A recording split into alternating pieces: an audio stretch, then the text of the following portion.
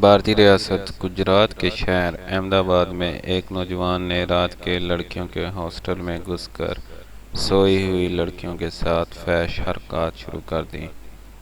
ایک لڑکی نے شور مچایا تو نوجوان موقع سے فرار ہو گیا۔ یہ واقعہ 14 جون کی رات کو پیش آیا جب ایک نوجوان رات 12:50 پر گرلز ہاسٹل میں چھت کے راستے سے داخل ہوا۔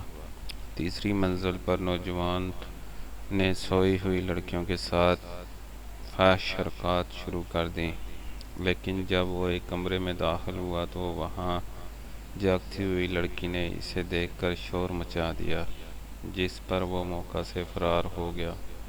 احمد آباد کا یہ ہاسٹل 4 منزلہ بلڈنگ پر بنایا گیا ہے۔ گراؤنڈ فلور پر فیملی جبکہ اوپر کی 3 منزلوں پر گرلز ہاسٹل ہے اور اس میں 19 لڑکیاں مقیم ہیں۔